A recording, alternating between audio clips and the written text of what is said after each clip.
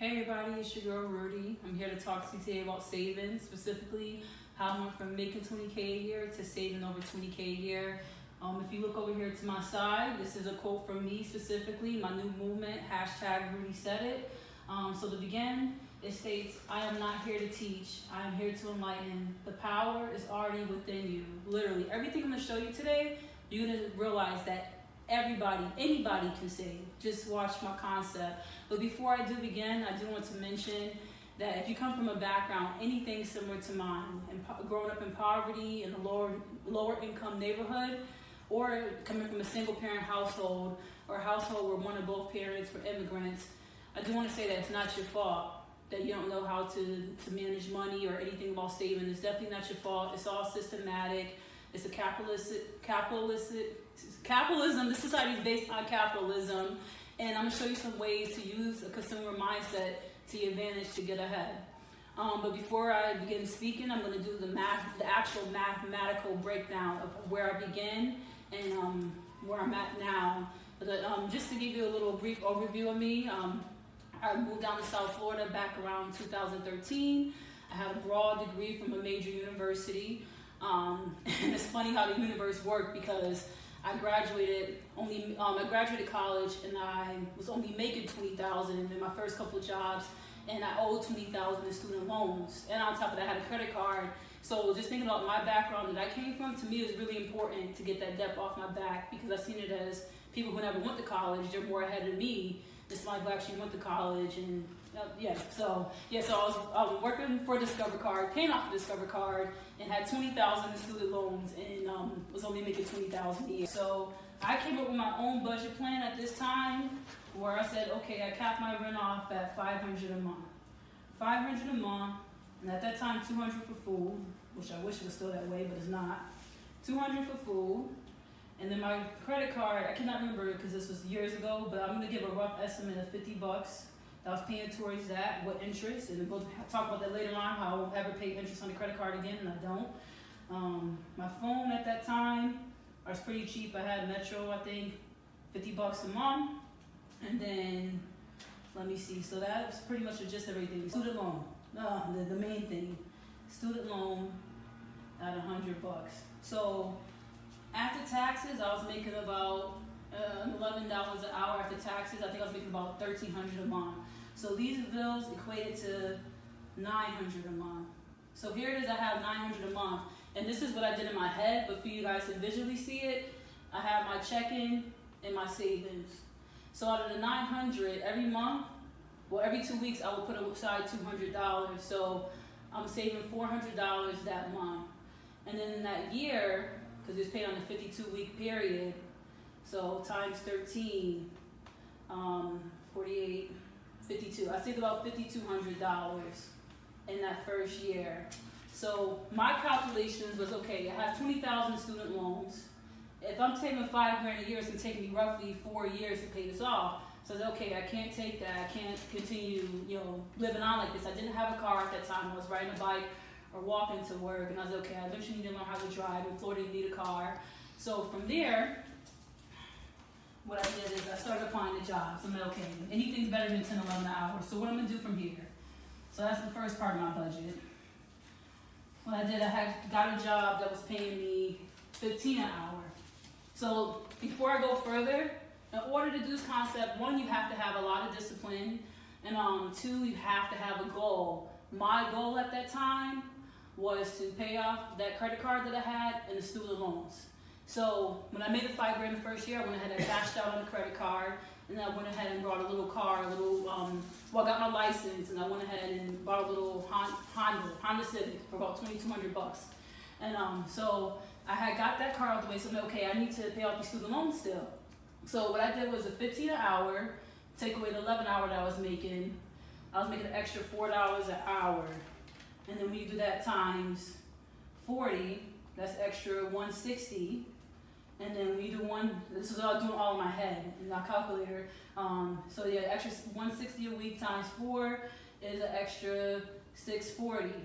So the only thing that changed from my first budget that I had at the $10, $11 hour job, the only thing that changed is like, okay, now I have a car, which I bought cash, and then I have car insurance. I had PIP, so I had the car cash, and that was about $60 a month. And then also I'm paying for gas, which was like about, I would say, gas at that time I was paying about $80 a month. I calculated everything down to the T. So although I'm spending the extra $140, when I did the calculations of the taxes, I did my $400 that I was making for my previous job, plus my $640 that I was making, which is like $1,040. But once I was taxed, I was making an extra $800 a month. So from this concept, go back to my checking and savings. Checking and savings, I was able to continue on from the same path. And I told myself I'm still making $20,000 a year. Here it is, I'm saving $800. So I'm like, okay, off of only $31,000 a year, I could save about $10,000 on the same exact budget. I'm like, in 2 years' time, I can go ahead and pay off these student loans and be in the clear. But what happened was that at that time I'm comfortable. I'm saving $800 a month. I'm still renting out a room in somebody's place. What happened was I picked up a second job because I wanted to save up to go on a vacation. I'm like, oh, I really want to go to Costa Rica. Let me pick up a second job. When I picked up a second job, I'm like, wait, hold on, like, because I was going to pick up seasonal. I'm like, okay, you're keeping me part-time, permanent.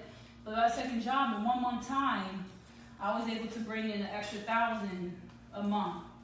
So here it is, I'm bringing in $1,800 a month. And then I'm kind of against working 2 jobs. We'll talk about that in a moment. So here it is, I'm making an extra $1,800 a month. Both of them paying me on a 52-week pay period. That's times 13. I believe that's roughly $24,000 that I'm saving in the year. And I've been doing this job for the past 4 years. Of course, a huge portion of this was dumped into my property. Of course, I would say, no, I'm not going to give you an actual breakdown, but just know that a lot of this is dumped into my property and it's a vacation. But when you do something like this, you're working more. And go ahead. Okay, so here it is with the side job that I had that was first seasonal, but then it became part-time, permanent. I'm pulling in the extra $1,000 a month. So I'm still saving my $800 a month as well as this $1,000. So I'm saving $1,800 a month. I got paid on a 52-week pay period, so times 13, so $24,000. Now, this is where everyone literally gets in the jam. So I have all this extra money saved. We'll go into, like, I'll say 8 months at my second job. So I go get a car. But that's, like, if you follow this concept, like, you don't have to pay nobody to fix your credit. This concept alone will help you fix your credit because you're paying all your bills first, and then whatever's left over, you pay the difference. Whatever your debts is, you add all your debts together and say, oh, I'm going to pay it off in a year or 2 years, and you divide that by 24 months or 12 months, whatever the case is. So with me, I had what's called intentional debt, which is debt that I picked up literally to just, you know, boost my credit history. So my current, and this is like a lot of debt to hold, but once you grasp this concept and you trust yourself, it will make sense. So I wanted a car, but not nothing brand new because I felt uncomfortable having $20,000 in student loan debt, but also needing a new car because my other car kept on breaking down. I'm paying $700 there and $300 there, so I just went ahead and got rid of it. Like, okay, it makes it reliable. That's when I use my credit to my advantage. But this is a pie chart here that well, this is my current pie chart. Back then it wasn't that much, but this is like mortgage that I have, and then I will say this part is auto, and then this part is credit cards. You see I said cards, but I'm only using one at a time. And then we have student loans, but student loans will only be a small portion, I guess. Student loan, excuse me. Out of the credit cards, a small portion of that is furniture. Okay. And I will show you in a second how everybody's getting into a jam. So the only reason why I picked up an auto loan is one, because I had the cash at hand. And then two, also I protected myself. I wanted to use my credit to my advantage, got a very low interest rate, and on top of that, put payment protection in. So this $1,800, this is why everybody can see their money being saved. This $1,800, since I'm working on the clock, I'm spending extra. I'm spending $200 a month to $400 on food, and now I'm paying $239 on an auto loan. So this eats away at my profit, even though, well, at my savings, although I have the cash at hand. So I continue saving, but doing what I call snowballing, which is like, say for instance, if my actual car payment is $239, I may be paying $700 a month or $1,000 a month. So within the next year, I go ahead and get my mortgage, and like literally everything that I had saved, boom, gone. I started back at ground zero, but with the same concept, I was able to continue saving. Now, saving and starting over and doing updates to my property and everything. So the first part of my savings, of my money went towards a car, $15,000. Then my mortgage, down payment, closing costs, upfront repairs, $24,000, and then the total so far is $20,000 in just repairs. But this is how, because I know people wondering, like, okay, I'm already in the gym, or I'm already at the budget, how do I get out of it? Well, I do want to say, the rule of thumb is, according to this capitalist society, rule of thumb, they say you're supposed to make 3 times the rent. So if a person is paying $1,000 a month for rent, they're supposed to make it $36,000 annually. If a person's paying, for instance, $1,500 for rent, they should be making at least $54,000 annually. So just know that if you're paying any of these, you're making less than that and less than this, you're already in the gym. But even if you're making this, you're in the gym. My new rule of thumb that I came up with myself is 4 times the rent. You're supposed to be paying 4 times the rent. Because right now in America, most people are in the gym because of rent, especially in New York City and South Florida. So a person paying $1,000 a month for rent, according to me, and like I said, you'll be using my same concept, you should be making at least $48,000 a year to not fill it. And then the person paying $1,500 a month for rent, we should be making at least $74K annually. And that's just off of one job. Because think about somebody like me, people are wondering, oh, she must be making $100,000 a year. Just know I'm not even making half of that. But I live like I'm making half of that. Because the maximum that I spent on rent, only a couple times I paid, like $750. But the maximum I spent on rent before I got my mortgage was $650 a month. And then in a year's time, my math is a little rusty right now, but I would say that's about $8,400. Like we'll just say 8,000. 8K a year, 8, 16, 24. So really it was like I was saving like 24K a year. I was only making like 24K a year, even though I was making far beyond that at that time. So if a person right now is in the gym, I told myself that I was still making only $20,000 a year, and I'm paying at the most $650 up until me getting my mortgage. So I was I was completely in the clear, and that's where everybody's going wrong. I'm gonna use another example. Like say when I went from paying $500 a month to rent, and now I'm saving $800 a month. I could have easily said, oh, I have extra $800. Let me go ahead and spend $1,000 a month for rent. So here's I'm paying $1,000. If I would have did that, if I'm paying an extra $500 and I was saving $800, that would put me back to saving only $300. Pretty much back to worse when I was only making $20,000 a year. So right now I'm gonna give my current living expenses. Like I said, this is with my intentional debts as well as just my regular expenses of why you need to make at least 4 times the income. So my phone is roughly $88, Wi-Fi $52, Netflix $18 a month roughly, car insurance roughly $133, gas roughly $120, mortgage roughly $510, stupid association fee roughly $312, utilities roughly $85, food roughly $400. Amazon Prime membership, roughly $13, and we'll just say roughly $13. And then gym, which I don't use, roughly $10. All of these equate up to, I would say, roughly $21.52 a month. Can somebody please tell me? And this is going back to the checking and savings. So that $800 that I was saving, boom, a huge amount of this is being gobbled up right here into this every month. And then if you're only making, say, $2,400 a month after taxes, what do you have left? And this is going off of just my mortgage and HOA fee, which is like $822. So here it is. And these are my, hold on, where's my intentionals? I'm missing car payment, $239. Furniture, I'm missing as well. Furniture, I would say is $102. So this $239 plus this $102, you paying what?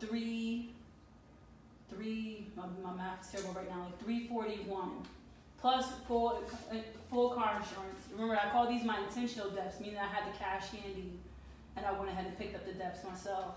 So these are about to be cleared out, and this will put easily about $400 back in my pocket, because what I do is I call and I get PIP. So that would be like, a PIP would be like $65 a month. So $341 plus 65, I'll be putting over $400 back in my pocket.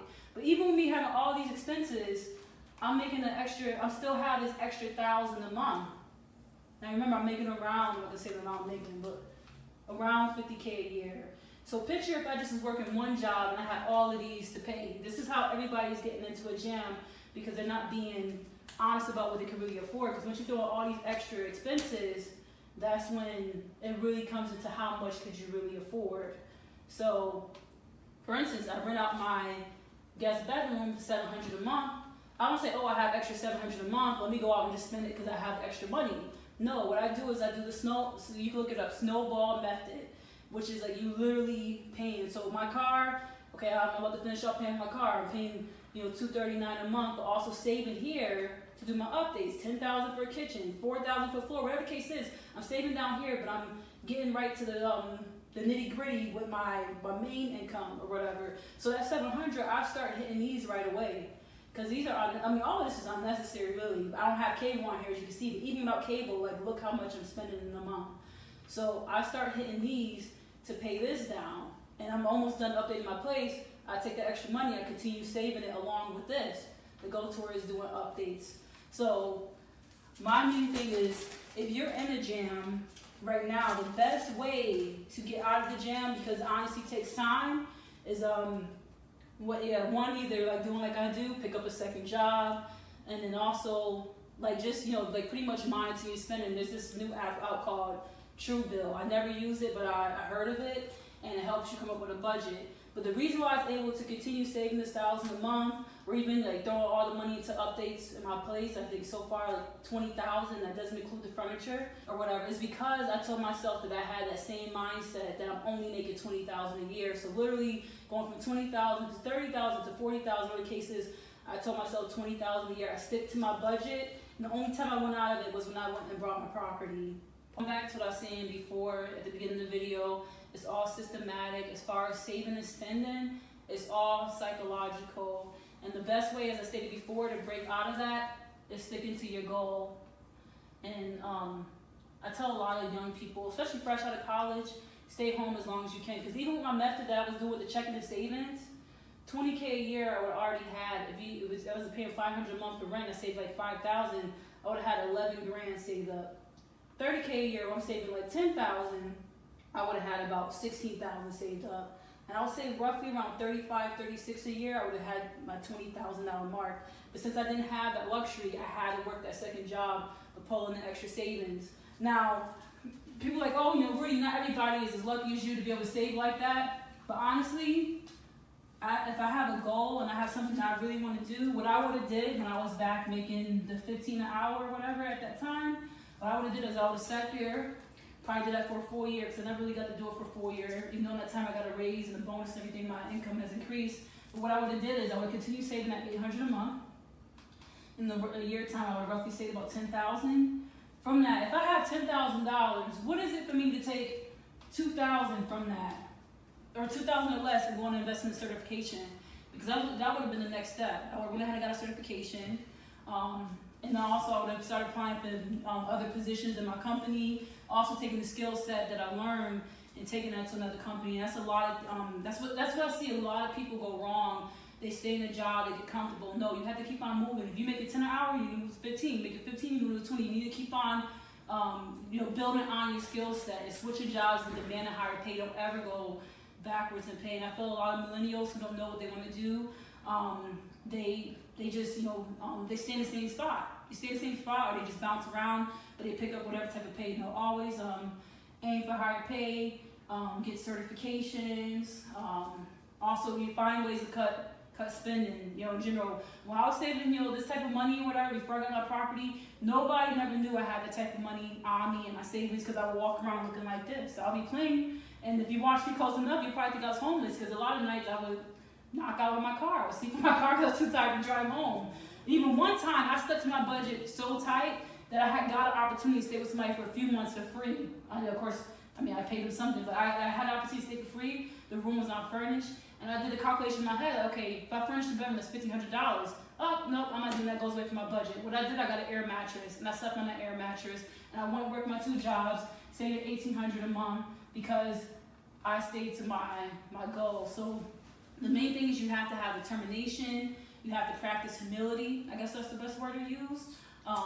Stick to your goal, and not care what people have to say, because somebody told me, people would tell me back then, oh, you're young, you have no kids, you should have your own place, this and that. I continued renting, and what got me to wanting to buy property, because I was renting a room for $650 a month, and that person mortgage was $650 a month. So that was to me, that was it. There was no going back after that. So that's what made me want to buy my property. And a lot of people argue oh, Rudi, you don't get a certification, it's not something I like. Listen, I don't like neither one of my jobs at all. I don't like them, but look what it has done for me. I took in the past 4 years, 12, 13 vacations. Updated pretty much everything in my condo from scratch. Besides I'm about to do my master bathroom now. But you have to think about what the money is gonna where it's gonna get you. So sometimes you have to suck it up and just go with emotions and just stay on task with your goal and your dreams. But what I did, anybody can do. Literally anybody can do this. I'm not that intelligent. I just had a goal in mind. And look here, this 4 years later, I could have paid off my student loan 4 times already. So, now $20,000 is okay, whatever, that's nothing because of this task that I did. But literally doing this will straighten out your credit because you're paying all your expenses first. And then, you saving the rest. If you do this, even if you only save $300 a month, and you save it for 6 months and that's $1,800, and you want to buy a pair of Air Maxes, what is it for you to take $160 off your savings if you have over $1,800 saved? The purpose of doing the whole checking and savings concept is to monitor your actual level. Or after you pay all your expenses, just 3 minutes prior, I did all the expenses that I have currently, and I subtracted it. Not just my mortgage or whatever, my association payment. I did my utilities, literally every single bill that have come out every month. But I don't want to talk too much, and I'm gonna have plenty more videos. Welcome to my YouTube channel because this will be on YouTube. And thank you guys. I love you guys, and take care and God bless.